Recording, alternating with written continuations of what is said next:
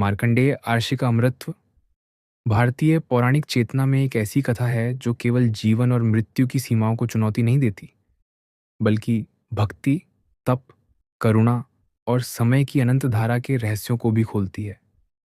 यह कथा उस ऋषि की है जिसने नियति को स्वीकार करते हुए भी उससे परे जाने का मार्ग चुना, जिसने मृत्यु को देखा, समझा और अंततः उसे भक्ति के आलोक में परास्त किया। मार्कंडेय का जन्म मृकंडु आर्षि और उनकी पत्नी मरुद्वती के यहाँ हुआ। कहा जाता है कि मृकंडु ऋषि महान तपस्वी थे, परंतु उन्हें संतान का सुख प्राप्त नहीं हो रहा था। उन्होंने वर्षों तक कठोर तप किया, देवताओं का आह्वान किया और अंततः भगवान शिव प्रसन्न हुए। शिव ने उन्हें वरदान देते हुए एक विकल्प दिया कि या तो उन्हें एक दीर्घायु लेकिन मूर्ख पुत्र प्राप्त होगा, या एक अल्पायु लेकिन महान और तेजस्वी पुत्र।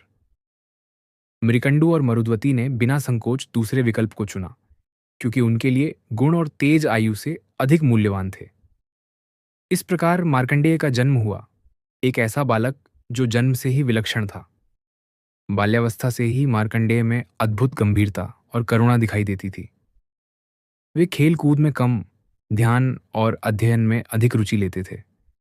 जैसे जैसे समय बीतता गया, मृकंडु आर्षि के मन में एक मौन पीड़ा बढ़ती गई, क्योंकि उन्हें झांत था कि उनके पुत्र की आयु केवल 16 वर्ष निर्धारित है।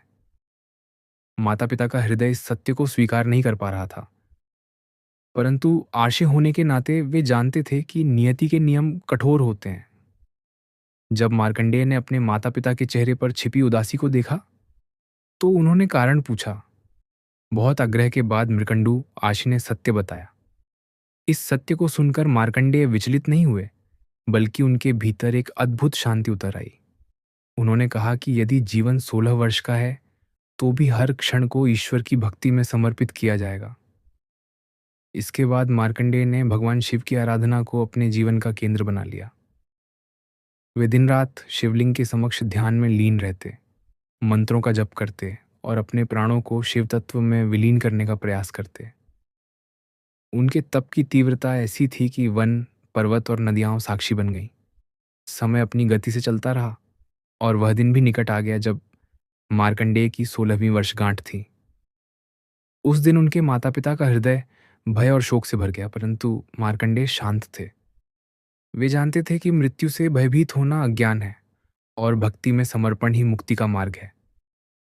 जब यमराज का दूत उन्हें लेने आया, तो मार्कंडेय शिवलिंग से लिपटकर खड़े हो गए।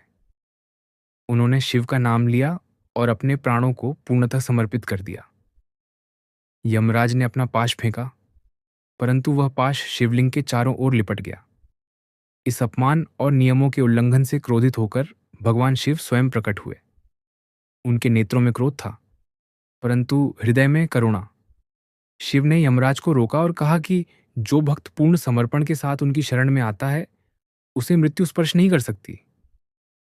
यमराज ने अपने कर्तव्य का हवाला दिया, परंतु शिव ने स्पष्ट किया कि भक्ति का नियम कर्म के नियम से भी ऊपर है। इस प्रकार भगवान शिव ने मार्कंडेय को अमृतत्व का वरदान दिया, परंतु यह अमृतत्व केवल शरीर की अमृतता नहीं थी, बल्कि चेतना की निरंतरता थी।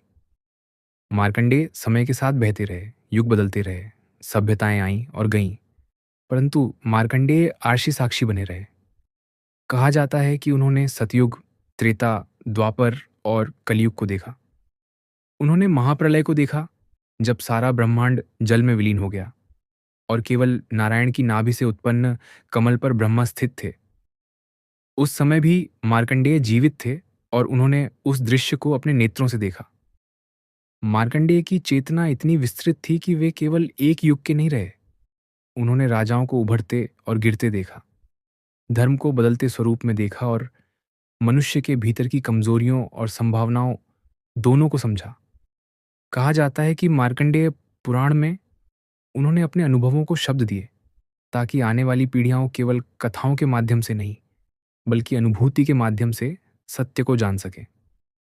उनका अमृतत्व किसी वरदान का अहंकार नहीं बना, बल्कि एक दायित्व बन गया।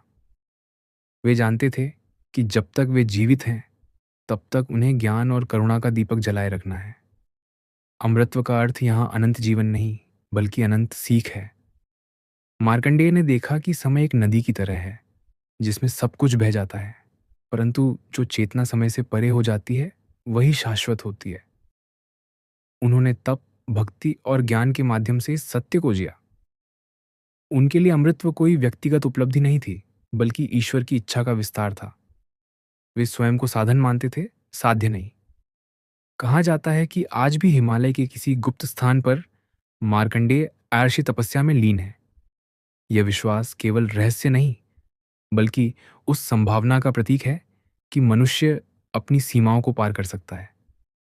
जब भी कोई साधक मृत्यु के भय से मुक्त होकर सत्य की खोज में निकलता है, तब मार्कंडेय की चेतना उस मार्ग में उपस्थित होती है। उनकी कथा हमें यह सिखाती है कि मृत्यु जीवन का अंत नहीं, बल्कि एक द्वार है, और भक्ति वह कुंजी है जो उस द्वार को पार कर सकती है। मार्कंडेय का अमृतत्व हमें यह भी स्मरण कराता है कि जीवन की गुणवत्ता उसकी अवधि से अधिक महत्वपूर्ण है। 16 वर्षों का जीवन भी अनंत हो सकता है यदि वह पूर्णता से जिया जाए। उनकी कथा में करुणा है, साहस है और सबसे बढ़कर समर्पण है।